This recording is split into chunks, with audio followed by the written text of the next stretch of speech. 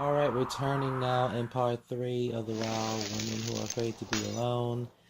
I was just covering bases on women in chains, women in abusive relationships, women with cheaters, women who are indecisive.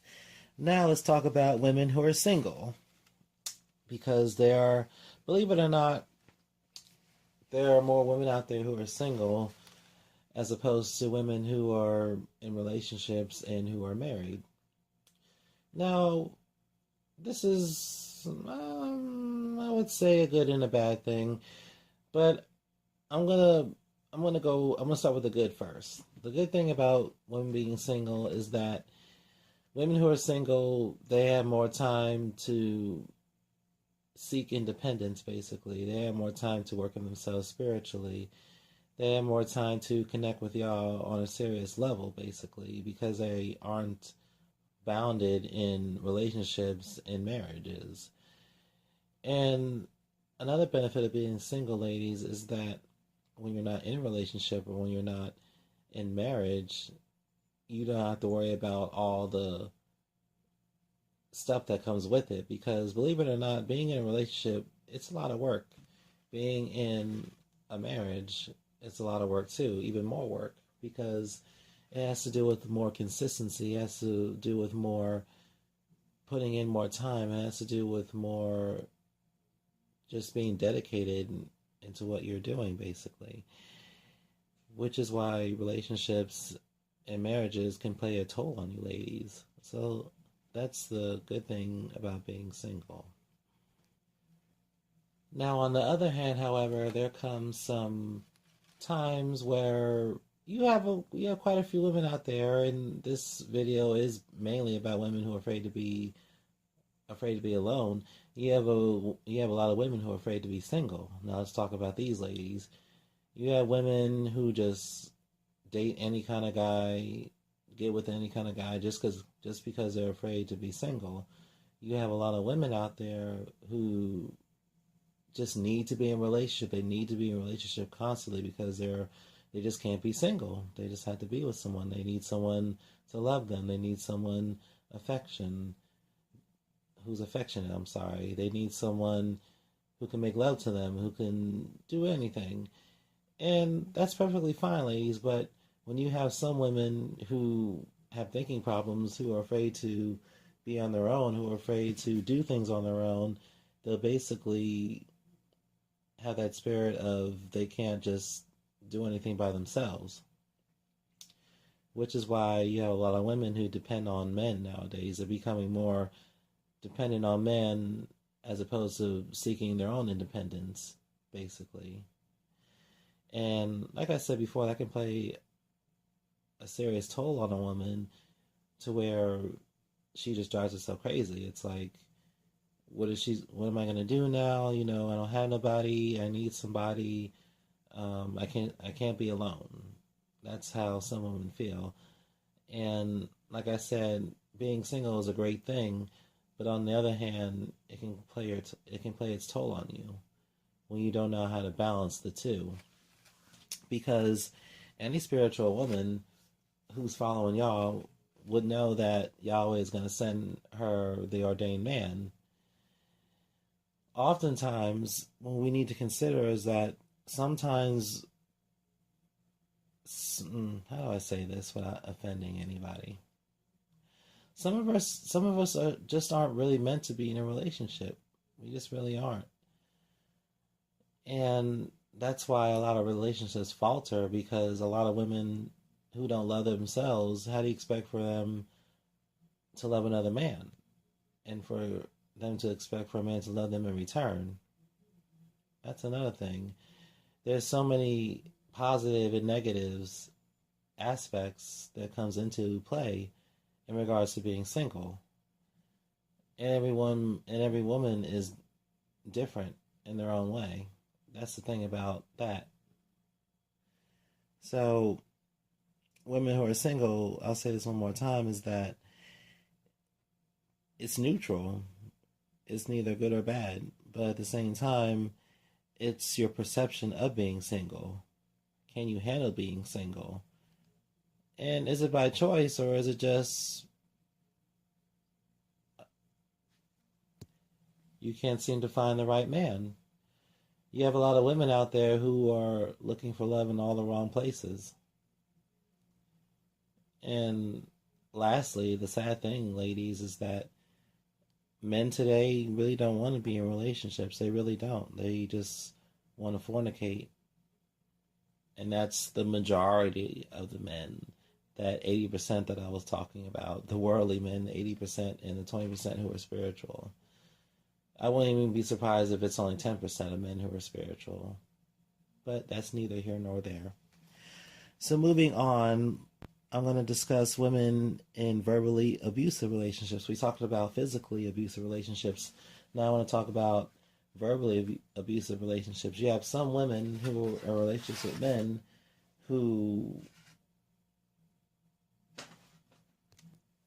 put up with men just talking to them any kind of way. And I just don't understand how a woman can put up with a man calling her all kinds of names, such as a bitch, a hoe, or calling her out her name and stuff like that. And not only that, but not even having the utmost respect for her, basically. And that's just an interesting thing too. Now, if you ladies have your Bibles out with you, I want you to turn to Proverbs chapter 10, verses 11. Proverbs chapter 10, verses 11. I have a couple of scriptures for women in verbally abusive relationships. And it says here, the mouth of the righteous is as well of life, but violence covers the mouth of the wicked. The mouth of the righteous is a well of life, but violence covers the mouth of the wickedness. Now, for a lot of you ladies out there who are in relationships or are married to men who are constantly always putting you down, always low rating you or belittling you, for a man to do that, there's something wrong with him spiritually. I'll say this again, because why would a man want to put you down? Why would a man want to call you names and this, and that, and the other? Now, I'm not going to sound biased on this, but at the same time, this video is for the ladies. I'm talking to the ladies right now.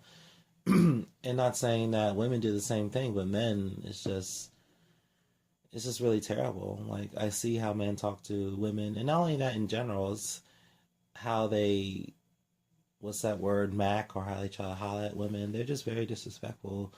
It's like, I see this all the time, how men try to talk to women. But that's just another side note. But the main thing I want to focus on is how men treat you, how they talk to you, because there's an old saying, sticks and stones may break my bones, but words may never hurt me, but words do hurt. Words can hurt so much that it's like a stabbing in your chest or in your heart, or sometimes even in your back, because you have a lot of men who dog you behind your back to their homeboys or to the women that they're fornicating with behind your back too. Words can be a very powerful thing when you use it in a negative way. That's why it says here that the mouth of the righteous is as well of life, but violence covers the mouth of the wicked. And if you ladies are still following with me, I want you to now turn to Proverbs chapter 15, verses 1. And it says here, as if you're following me, I'm in the book of Proverbs chapter 15, verse 1. It says, A soft answer turns away wrath, but a harsh word stirs up anger. A soft answer turns away wrath, but a harsh word stirs up anger. And that's just a powerful message right there. I just have to continue reading on because there's more to it. I should have wrote this down too, but let's continue reading. The tongue of the wise uses knowledge rightly, but the mouth of fools pours forth foolishness. The eyes of the Lord are in every place, keeping watch on the evil and the good. A wholesome tongue is a tree of life, but perseverance in it breaks the spirit. Now that's just, and you just just amazing that the Lord is just watching every single thing that is being said and done, the Lord watches the wicked just as much as he watches his righteous people or his spiritual people, his chosen people. The Lord has his eyes on everything. Even as we speak to the listeners, he's watching you right now as you are receiving the words of wisdom. He's watching me as I'm giving the words of wisdom to you. That's just an amazing thing right there. And it's just the tongue of the wise uses knowledge rightly. For someone who's always using profanity or calling women out of their name, that's not of righteousness and it's not of knowledge. Because even Yahushua, he wasn't using profanity or cursing people. He just was not, basically, because he used knowledge. He was knowledge. He was everything. And as followers of Yah and Yahushua, we want to carry ourselves in that same manner. Now, for you ladies out there who are spiritual, if you're dating men who are calling you names, who are belittling you, or saying harsh things to you, or just like doing stuff to put you down, then that's something wrong there. And oftentimes you have to remember is that a lot of these men have demons on them. And a lot of stuff that they do to you, if you're spiritual, you understand that. You can discern that this man has a demon on him. You have to get away from that. Because even harsh words can turn into physical abuse. As I said in the beginning, in part 1 of my segment. Alright, now, shall I get on these mama's boys? Women dating mama's boys. Oh. You have some women, excuse me, you have some women who are dating mama's boys, and, sorry again, that's just, it's something that's really beyond me.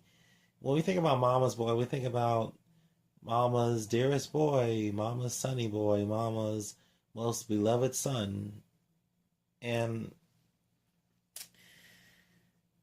it's the way I look at it is if you're a man in your 20s and 30s and 40s and you're supposed to be a spiritual man and a man of the Most High, I just can't understand how, you're a grown man and part of my expression you're still sucking on your mama's breast. That's the main thing, and how even a female will even want to put up with someone who's a mama's boy, because you have mama's boys who don't really know how to be a man, because they always got their mamas who's answering who they got to answer to, or he always has to run to mama just to get her input or an insight on things, or a perception of life, perception of how to live a life, perception how to be with someone and stuff. And oftentimes it's so serious to where mama's boys, they just can't progress in life. You have some mama's boys who lives at home with their mammies. Even so, you have some women who it's just mind-boggling to me. But I have a scripture for that too, and I want you ladies to turn to Genesis chapter 2, verses 24. Now, if you ladies are still following me, I'm in the book of Genesis. Took you ladies all the way back to Genesis chapter 2, verses 24. And it says there, therefore a man shall leave his father and mother and be joined to his wife, and they shall become one flesh.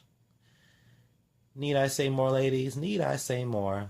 Let's read it again. Therefore a man shall leave, keyword leave, his father and mother and be joined to his wife, and they shall become one flesh.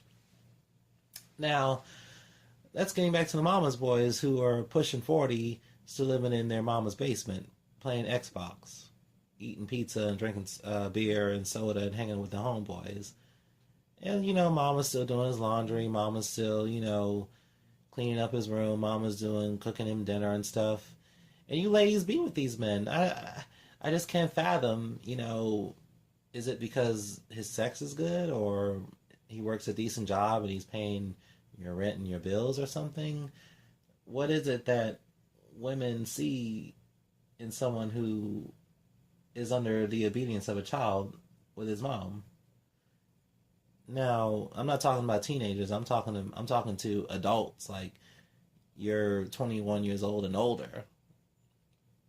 So, um, and the crazy part is that when mama's boys, their mothers can intervene in so many things. Like she just has no business in anything. Like, but she just has to put in her 2 cents.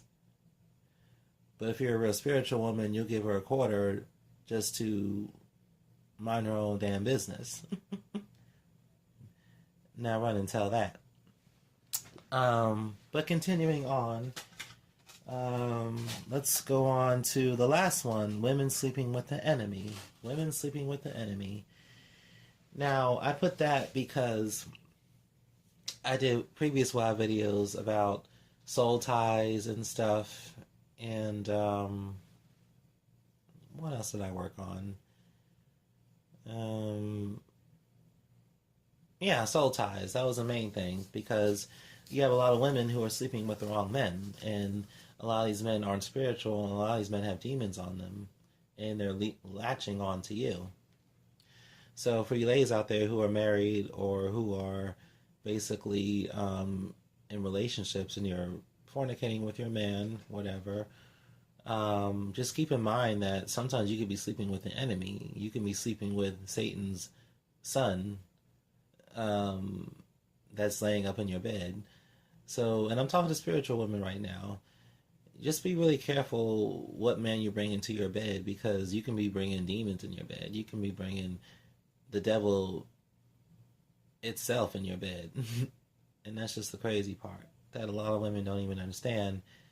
It's very important to keep in mind of who you're laying up with because there's always a consequence with what you do. And making sure that the man that you are bringing into your bed, make sure he's the right man and make sure that he's a spiritual man, that he's following Yahweh. And like I said, spirituality and worldliness doesn't mix. It's like mixing olive oil and vinegar. They just don't mix. So a lot for you women out there who are considering getting with a worldly man, you know, even if he's a religious, you have to be careful with that too, because even with a lot of so-called religious men, they're just as worldly as the men outside of church. Because a lot of men who go to church, they're not going to church for the Lord, or at least not the real Lord anyway, because there's a significant difference between God and Yahweh, because Yahweh never said to refer to him as God, and he never wanted us worshiping God. And oftentimes a lot of men that go to church, they're going to church to meet women, because there's a lot of women in the church, in these pagan churches. You have more women in churches than you have men. That should tell you something, ladies. And the crazy part, you have women who go to church to look for a man. They're not even going to church for Yahweh. They're going to church for their own personal reasons. It's kind of like when you pray to Yahweh, oh, Yahweh, you know, I've been doing good. I've been doing this. If you can just send me a good man, I'll be just so happy. I'll go to church more, you know, I'll do better at work. I'll do better in my life personally. I'll stop sleeping around. If you just send me that one good man, Lord, I will do better. So, and the crazy part, you're praying to God too. And God, you know, that, like I said, there's a significant difference. So you need to make sure who you're praying to. Even when you call him to the name Jesus, that's not his real name either. That's the slave name that was given through the Catholics to keep black people in chains. But that's just another story. But let's turn to Ephesians. I'm going to bring this video to a close because I've been on this for quite a while now. Ephesians chapter 5, verses 5. Let's turn to that really quick. Got my Bible right in front of me. Same Bible I had for 10 years. It's falling apart, but it's, you know, it's staying strong. I'll just find that. Okay. Let's see. Make sure I'm reading the right one. Rest is according to the flesh. If you're trembling. All right, and here we are. It says, I'm in the book of Ephesians, chapter 5, verses 5. It says, "For this you know, that no fornicator, unclean person, nor covetous man who is an idolater has any inheritance into the kingdom of, should I say, Hamashiach, Yahushai, or Yahweh, because they changed the words. I'm not going to use those slave names. I'm going to read it again. It says, "For this you know that no fornicator, unclean person, nor covetous man who is an idolater has any inheritance into the kingdom of Yahamashiach, Yahushai, or Yahweh." Now that's a nice script. That's a nice scripture right there, and that's enough Bible scriptures for today, ladies. By the way, because I wanted to close this video with that for you sleeping with the enemy, because the enemy can someone be who is covetous, and what is covetous? That means envy, and among other things that was mentioned in scripture, has no inheritance into Yah's kingdom. So, like I said, ladies, keep in mind, if you're a spiritual woman, if you're following Yah, to make sure that the man that you're with, that he's a spiritual man as well too, and also that he's following the laws and statutes of Yah. And please, like, just be considerate of, if you're wanting to date a religious man and try to convert him over. 9 times out of 10, if he's in the church and he's been in there for years, he already has that mindset of a pagan Christian man or a Catholic man, whatever. So keep in mind with that, ladies, as well. So those were the 8 illustrations that I wanted to touch base on. And my closing statement is to you ladies, for you who are watching these 3 different parts, is just to keep in mind that you can be a strong woman. Keep in mind that you can gain more prosperity. You can gain more spirituality. You can gain more discernment. But the thing is that you have to be strong within yourself. You have to be a strong woman first, so that way Yahweh can send you that ordained strong man. And also you need to keep in mind and stop praying for men to come into your life, because that just shows y'all that you're not ready. Because a real spiritual woman would focus on herself, and her main man should be Yah, because he's the one that's going to guide you. Because another thing you have to understand too, a man is of the flesh, and you're not going to find that spiritual man if you're really looking hard, ladies. If you're really looking hard, it's really hard right now, because, like I said, it goes back to that 80%, or should I say 90% of men who are worldly. And if they're not worldly, they're in the pagan religion. And if they're in the pagan religion, they're not spiritual enough to know what's really truth. So it's one thing that you ladies have to keep in mind. And I just want to say something else, ladies. It's time to really focus on your walk and stop focusing on these men, because these men, none of them are really good. They're really not. And if you get caught up with dating and wanting to be married and stuff, it's just going to derail you. It's going to derail you to the point you're going to be going on a crash course. And it's just, things don't last forever, you know. For you women out there who are fornicating with these so-called men who you think who really care about you, and you're just still unhappy, or for you women out there who are being in abusive relationships, I mean, your man is still hitting you, he's still shoving you against the wall. But let me tell you something, ladies. Love isn't a man putting his fist in your face. Love isn't a man who is putting his hands on your neck and choking you to death. Love isn't a man who kicks you while you're down. Love is when a man holds you at night, makes love to you at night, who kisses you at night and tells you how much he loves you at night. A man is supposed to be a warrior, a dominant man who is there for his lady. That's what a real man is. A man isn't someone who kills you with words. He calls you a bitch, he calls you a whore, he calls you fat, he calls you ugly, he calls you all kinds of names. A man is someone who loves you with his words, who says he loves you every day. You're the most beautifulest woman in the world. I love you so much. Thank you, Yahweh, for bringing you in my life. You mean the world to me.